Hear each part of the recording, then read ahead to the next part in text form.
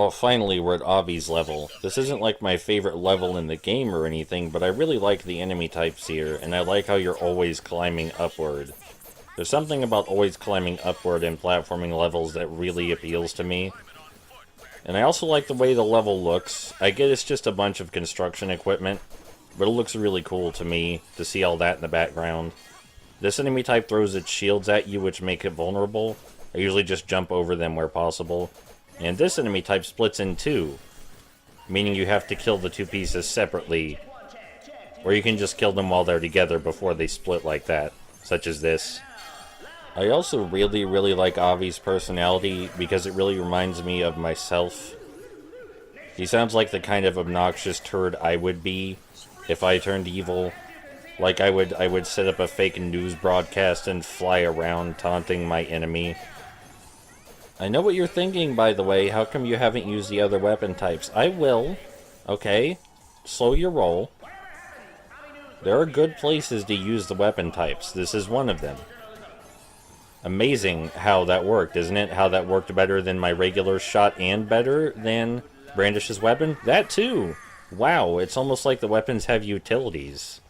And right here, notice how the shot bounced between the enemies and stunned them both so that way it could climb easier? Fantastic how the weapons have utilities. It's amazing. It's almost like people didn't try to use them or something. Like, the weapons are specifically designed with functionalities to be useful outside of the boss battles. I guess people just didn't want to try, didn't want to experiment. That's my bad entirely. We can knock that thing's bullets out of the way, so I just mistimed it. That was entirely my fault. Bad play. I can see now someone might complain that you have to slow down if you want to assess the situation and swap weapons, but you're not going to be going light speed through a stage the first time you play a stage anyway. You know, going fast, that's for after you've already practiced the level. You're not going to zoom through the stage the first time. So, Countershade's weapon is super effective against this guy, in case you can't tell by how quickly his health bar is depleting. Using Brandish's weapon would be significantly harder right there.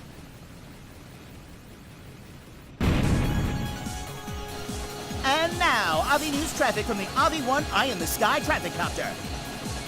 Avi! We have an accident about to happen on the airship, Avi. A piece of trash causing trouble.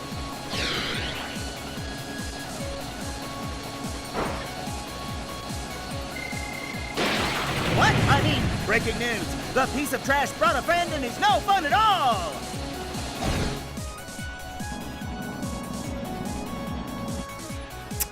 Couldn't get a beat on Avi, kid. Have to leave him up to you.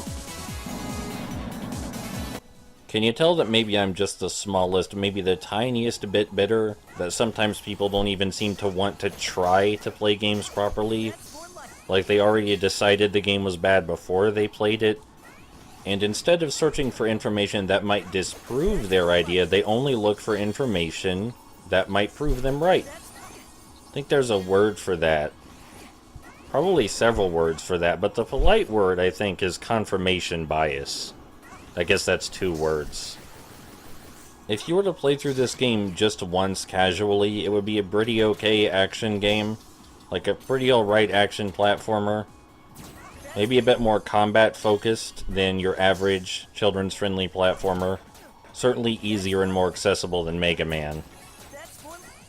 But one of the primary goals of Mighty Number 9 was to be replayable. Like, you're supposed to play the levels over and over to go faster and get better. I love how this weapon has uses. It's so good that you can use this weapon for things in regular gameplay, and not just against the boss, and it still feels important. Just a tiny bit better. Just the smallest, ittiest, bittiest bit bitter. That people don't know how to play video games and don't even want to try. Just a tiny bit. I really like these shield enemies because if you're skilled enough, you can make it through their shields when they toss them instead of after they toss them. But it's kind of tough. Like, when you're watching this right now, does anything, like, outstandingly awful pop out to you? Does any of this seem, like, disgustingly bad or something like that? Am I missing something here? Because at worst, even if you're really bad at the game and don't practice it or replay it, which, you know, that's fine if you don't want to, it's a pretty normal action platformer that has some really cool ideas that come to light when you do want to replay it and practice it. So this section right here, because there's a constant updraft, we can use our dash to get more height. I didn't realize this at first, but it took me like a few seconds to figure it out.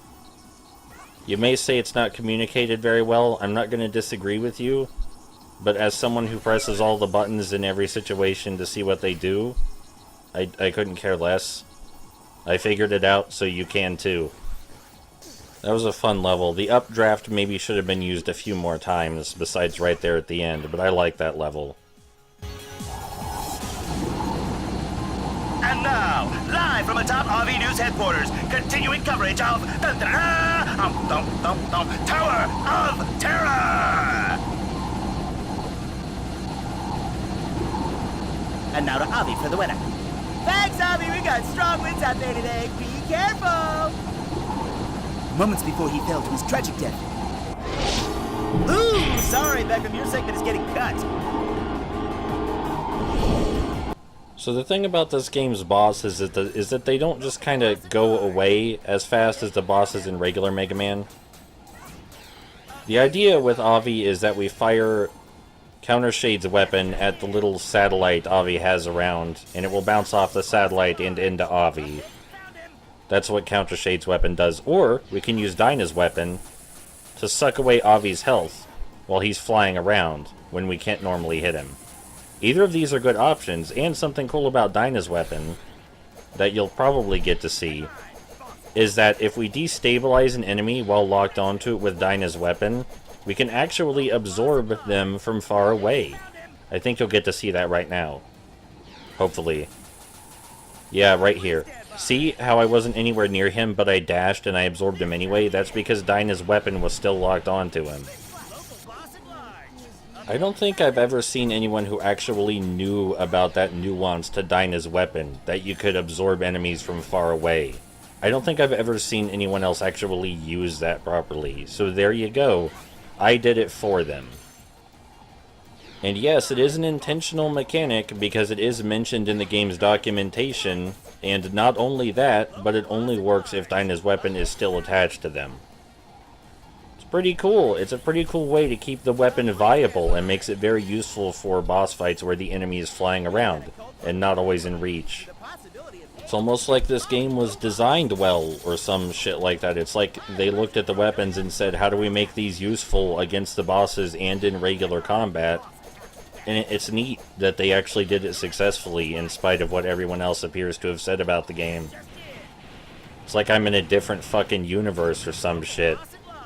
Something I'm going to mention about the voice acting, I really like really bad Saturday morning cartoon style voice acting like this, but even if you hate this style of voice acting, the character's really obnoxious dialogue also serves as a telegraph for their attacks.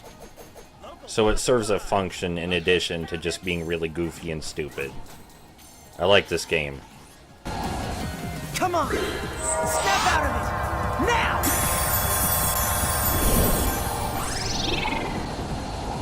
Is that you, Beckles? What are you doing up here? Mission clear!